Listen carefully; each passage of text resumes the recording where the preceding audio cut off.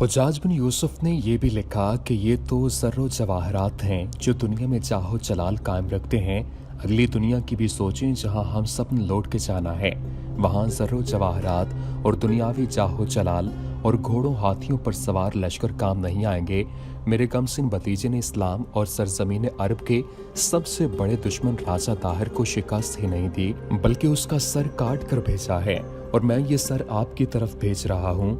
ये वो सर है जिसमें बादशाही का गुरूर और फितूर समाया हुआ था, जिसने अल्लाह की वाहदानियत और नबी करीम सल्लल्लाहु अलैहि वसल्लम की रसालत इस्लाम की सदाकत को कबूल करने की बजाय दुश्मनी की थी। और इसमें क्या शक है कि यही वो लोग हैं जो खुदाए जुलजलाल को अपना दुश्मन बना लेते हैं। हुज्जाज ने खलीफा को ये तफसील भी लिखी कि मोहम्मद बिन कासिम की फतूहात में क्या ताज़ा इजाफा हुआ और आगे क्या होगा। तारीखों में लिखा है कि जंगी कैदियों के साथ जब माले गनीमत का काफिला दमिश्क में दाखिल हुआ तो कूफा की तरह दमिश्क के भी लोग बाहर आ गए। वो तकबीर के नारों के साथ साथ जंगी कैदियों पर तानों के तीर बरसा रहे थे और तंजिया कहकहे भी लगाते थे। दमिश्क की गलियों में इसी एक आवाज की गूंज सुनाई दे रही थी कि मोहम्मद बिन कासिम ने सिंध के राजा को हलाक कर दिया है। गली कूचे में सिर्फ मोहम्मद बिन कासिम का नाम सुनाई दे रहा था। आप देख रहे हैं डेली जमील सीरीज फाते सिंध मोहम्मद बिन कासिम सीरीज की ये 45वीं एपिसोड है। एक आवाज ये भी सुनाई दे रही थी कि मोहम्मद बिन कासिम ने इंतकाम ले लिया। सारे शहर में जश्न की कैफियत पैदा हो गई थी। बास ने जोश में आकर नकारे बजाना शुरू कर दिए थे। सिर्फ एक आदमी था जिसके चेहरे पर मुसर्रत का हल्का सा भी तासुर न था। उस पर संजीदगी छाई हुई थी। संजीदगी की परछाइयां कभी कभी गहरी हो जाती थीं। चेहरे के तासुरात से और उसके अंदाज से पता चलता था जैसे उसे मोहम्मद बिन कासिम की फतह और नुसरत से कोई दिलचस्पी नहीं। कभी यूं भी लगता जैसे उसे फतह के ये नारे तकलीफ दे रहे हैं। ये था खलीफा वक्त का भाई सलमान बिन अब्दुल मलिक। वो अलग थलग खड़ा था। काब बिन मुखारिक राबसी खलीफा के दरबार में हाजिर हुआ। वहाँ कुछ और मुसाहिबीन भी मौजूद थे। काब बिन मुखारिक ने हुज्जाज बिन यूसुफ का तहरीरी पैगाम पेश किया जो खलीफा ने इससे लेकर पढ़ना शुरू कर दिया। वो जो पढ़ता जाता था उसके चेहरे पर रौनक आती जा रही थी। फिर उसके होंठों पर मुस्कुराहट आ गई। पैगाम पढ़कर उसने इब्ने मुखारिक से कहा कि वो पैगाम पढ़कर सबको सुनाए। इसके बाद खलीफा ने बाहर आकर माले गनीमत देखा और इससे सोने के अलावा जो कीमती अशिया थीं वो अलग करवा दी गईं। फिर उसने कहा कि राजा ताहिर की भांजी को पेश किया जाए। लड़की को उसके सामने लाया गया। खलीफा वलीद कुछ देर तक उस लड़की को देखता ही रहा। लड़की की आंखों में आंसू थे। ए लड़की, वलीद बिन अब्दुल मलिक ने तर्जुमान की मारिफत राजा ताहिर की भांजी से कहा, तेरे दिल में अभी अपनी खुशकिस्मती का एहसास पैदा नहीं हुआ। अगर तू वही रह जाती तो तेरा अंजाम बहुत बुरा होता। इसमें खुशकिस्मती वाली बात क्या है? लड़की ने पूछा। ये कोई खुशकिस्मती नहीं कि यहाँ मैं हर किसी की दाश्ता बनूंगी। औरत की किस्मत में यही कुछ लिखा है। मैंने मुसलमानों के मुतालिक तो कुछ और सुना था, लेकिन आप एक बेबस लड़की को देखकर खुश हो रहे हैं। हम तुम्हें इस तरह कैद खाने में नहीं रखेंगे जिस तरह तुम्हारे मामू राजा दाहिर ने हमारे बहरी मुसाफिरों को लूटकर उन्हें दीबल के कैद खाने में कैद कर दिया था। खलीफा वलीद बिन अब्दुल मलिक ने कहा, इन कैदियों में औरतें भी थीं और बच्चे भी थे। क्या उनका इंतकाम मुझसे लिया जाएगा? लड़की ने कहा, इंतकाम जिससे लेना था उससे लिया जा चुका। वलीद बिन अब्दुल मलिक ने कहा, तुम हर किसी की दाश्ता नहीं बनोगी, किसी एक आदमी की बीवी बनोगी। अगर तुम सिंध में रह जाती जहां तुम्हारे मामू की फौजें मैदान छोड़कर भाग रही हैं, हथियार डालकर कैदी हो रही हैं और हमारी तलवारों से कट रही हैं, तो तुम वहां से किसी और तरफ भागते हुए न जाने किसके हाथ चढ़ जाती और किस किस की दाश्ता बनती। क्या तुम कोई एक भी वाकया सुना सकती हो कि हमारी फौज ने कोई शहर फतह करके किसी सालार, ओहदेदार या सिपाही ने तुम जैसी किसी लड़की पर हाथ उठाया हो या उसकी इज्जत का पास न किया हो? क्या तुमने देखा नहीं कि जिस सालार ने तुम्हें यहाँ भेजा है वो नौजवान है? क्या वो तुम्हें अपने पास नहीं रख सकता था? बेशक मैंने देखा है, लड़की ने कहा। फिर भी मैं डर रही हूँ, कौन है जो मेरे साथ शादी करेगा? मैं करूँगा, खलीफा ने कहा। तुम्हें अपना मजहब छोड़ना पड़ेगा और तुम हमारे मजहब के मुताबिक सच्चे दिल से मुझे कबूल करोगी। खलीफातुल मुस्लिमीन वहां बैठे हुए एक आदमी ने कहा, क्या मेरी ये ख्वाहिश पूरी नहीं हो सकती कि मैं इस लड़की के साथ शादी कर लूं? बेशक इसे मैंने अपने लिए पसंद किया था। वलीद बिन अब्दुल मलिक ने कहा, लेकिन मैं तुम्हारी ख्वाहिश को रद्द नहीं करूंगा, तुम ही इसके साथ शादी कर लो। तारीख में उस आदमी का नाम अब्दुल्ला इब्ने अब्बास लिखा है जिसने खलीफा से ये लड़की मांगी थी। किसी भी तारीख में अब्दुल्ला इब्ने अब्बास के मुतालिक ये तफसील नहीं मिलती कि उस पर खलीफा ने इतनी शफकत क्यों की थी कि जिस लड़की को उसने अपने लिए पसंद किया था वो लड़की उसे दे दी। अब्दुल्ला इब्ने अब्बास ने इस लड़की के साथ शादी कर ली। लड़की बड़ा लंबा अरसा अब्दुल्ला इब्ने अब्बास के अकद में रही, लेकिन इसके बतन से एक भी बच्चा पैदा न हुआ। राजा ताहिर का सर नेज़े की अनी में अड़स कर सारे शहर में घुमा फिरा कर उसकी नुमाइश की गई। सऊदी अरब में ये रिवाज आज भी है कि जिसे सजाए मौत दी जाती है उसकी गर्दन सरेआम तमाशाइयों के हुजूम के सामने तलवार की एक ही वार से काट दी जाती है। फिर जल्लाद मरने वाले का सर नेज़े की अनी में अड़स कर नेज़ा बुलंद करता और तमाम तमाशाइयों को दिखाता है।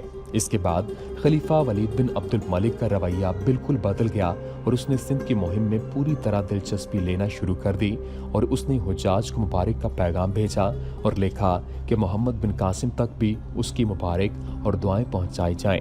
हुज्जाज बिन यूसुफ ने काब बिन मुखारिक राबसी के खात मोहम्मद बिन कासिम के नाम पैगाम भेजा, जिसमें उसने पहले की तरह मोहम्मद बिन कासिम की हौसला अफजाई की और उसे हिदायत दी कि अब वो किसी तरह आगे बढ़े। इससे पहले मोहम्मद बिन कासिम को लिखा था कि राजा ताहिर पर फतह पा ली गई तो आगे पेशकदमी तेज हो जाएगी। हुज्जाज ने पहले की तरह अब भी अपने पैगाम में तिलावत कुरान और इबादत पर जोर दिया और एक बार फिर आयतुल कुर्सी की फजीलत बयान की। मोहम्मद बिन कासिम ने रावड़ का शहर इंतजाम रवां कर दिया और अमाल मुकर्रर कर दिए। इस दौरान उसने बहरूर में अपने जासूस भेज दिए थे। मालूम ये करना था कि वहाँ कितनी फौज है, किले की दीवारें कैसी हैं और दीगर दिफाई इंतजामात क्या हैं। किले की साख्त और मजबूती का जायजा लेने के लिए शौबान सकफी खुद बेस बदल कर गया था और किले के इर्द गिर्द कुछ देर घूमता फिरता रहा था। दूसरे जासूस मुकामी आदमी थे, उनका बहरूप आसान था। वो रावड़ से भागे हुए शहरी बनकर गए थे और कुछ दिन वहां रहकर निकल भी आए थे। बहरूर अरोड़ से आगे एक कला था जिसके मुतालिक पहले कहा जा चुका है कि सर करना जरूरी था।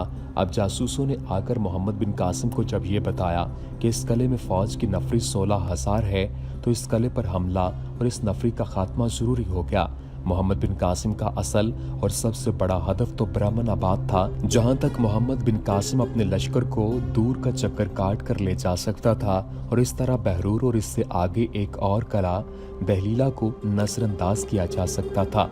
लेकिन इन कलों में दुश्मन की जो इतनी ज्यादा फौज थी उसे नजरअंदाज करना बहुत बड़ी जंगी लग्जिश थी। मोहम्मद बिन कासिम ने माह शवाल 933 हिजरी के आखिरी दिनों में रावड़ से कूच किया और बहरूर तक पहुंच गया। मोहम्मद बिन कासिम का यह ख्याल गलत साबित हुआ कि उसने दुश्मन को बेखबरी में जा लिया है, क्योंकि जो ही उसने अपने लश्कर को मुहासरे की तरतीब में किया, दीवारों से और किले के बुर्जों से तीरों का मी बरसा। तीरों की ये बौछारें अचानक आई थीं। जब मुसलमान किले का मुहासरा कर रहे थे तो ऐसे पता चलता था जैसे इस किले में कोई भी नहीं। दीवारों के ऊपर दुश्मन के सिपाही नजर आते थे, लेकिन उनका अंदाज था जैसे वो खौफ सदा हों और मुसलमानों पर तीर चलाने से गुरेज कर रहे हों। इसी धोखे में मुसलमान दीवार के इतने करीब चले गए कि दुश्मन के तीरों की बौछारों की जद में आ गए।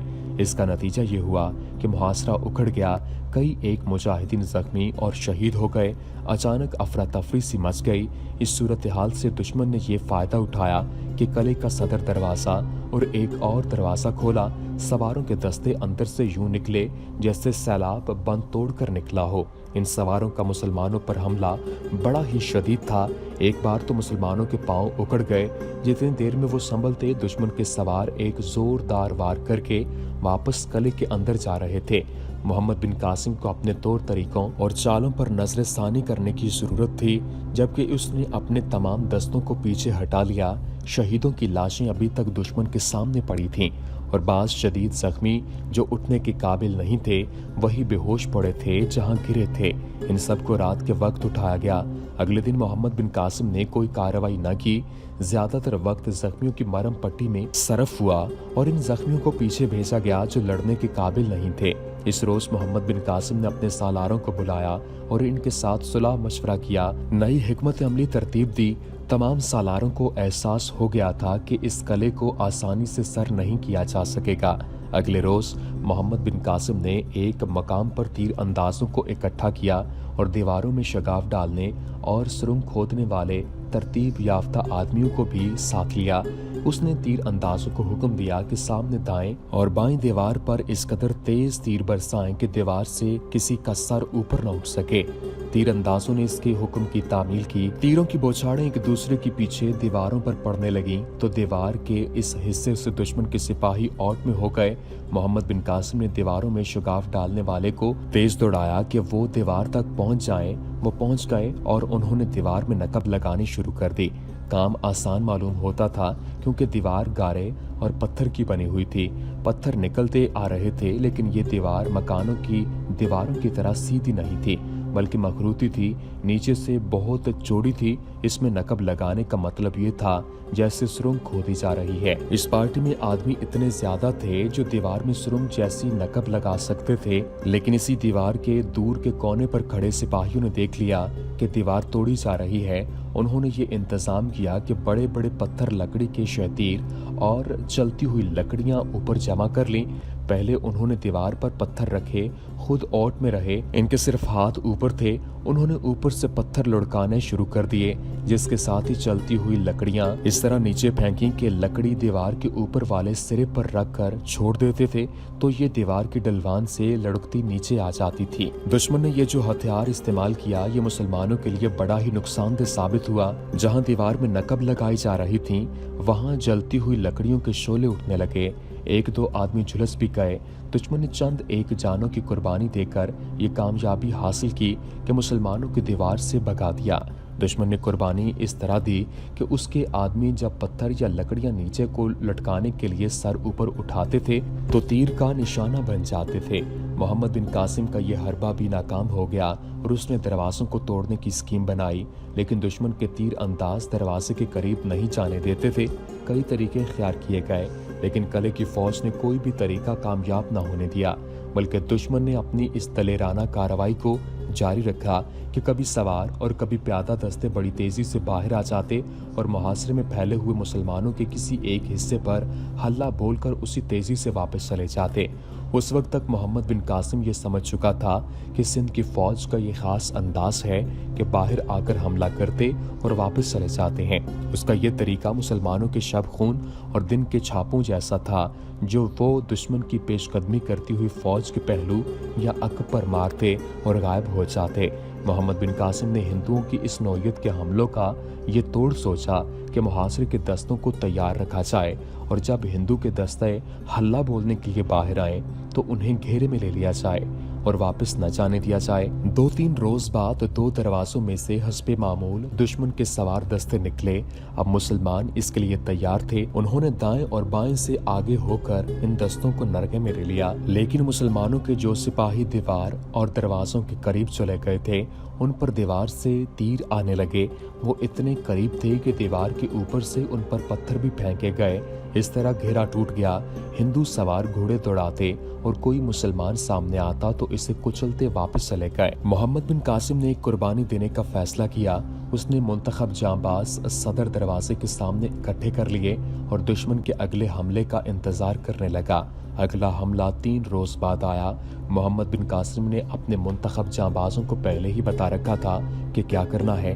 जो ही सदर दरवाजा खुला, जांबाज कूद कर घोड़े पर सवार हुए और घोड़ों को एड़ लगा दी। घोड़े सरपट दौड़े सदर दरवाजे से। दुश्मन के सवार निकल रहे थे। मुसलमान सवारों के पास बर्छियां थीं। दोनों तरफ के घोड़े आपस में टकराए, फिर बर्छियां और तलवारें टकराने लगीं। मुसलमान सवार तो बाहर थे, इसलिए उनके पास दाएं बाएं आगे पीछे हरकत करने के लिए बहुत जगह थी।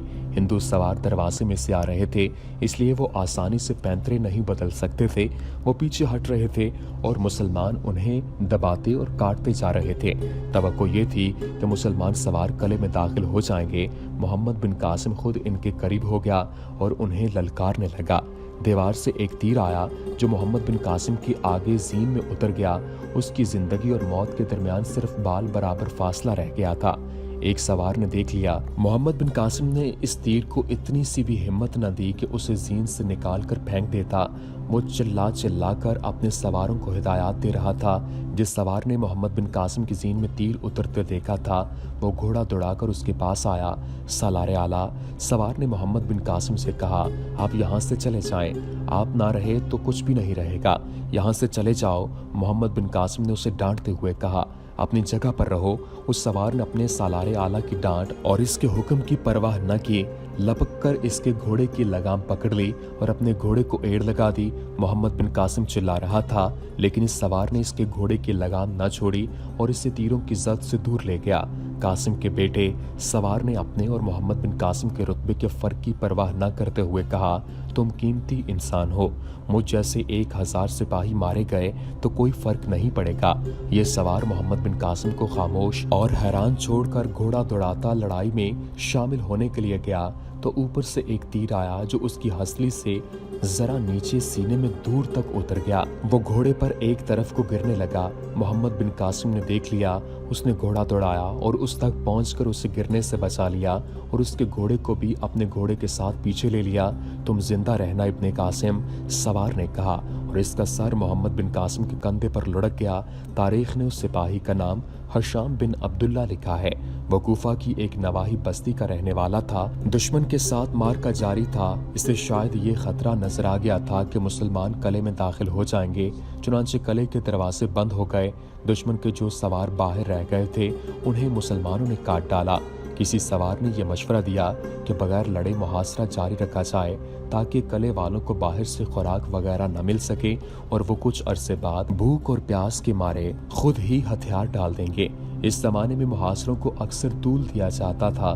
बाज मुहासरे 2-2 साल और इससे भी ज्यादा अरसे तक जारी रहते थे और एक दिन कले वाले खुद ही दरवाजे खोल देते और इनका पहला मुतालबा ये होता था कि कुछ खाने के लिए दो।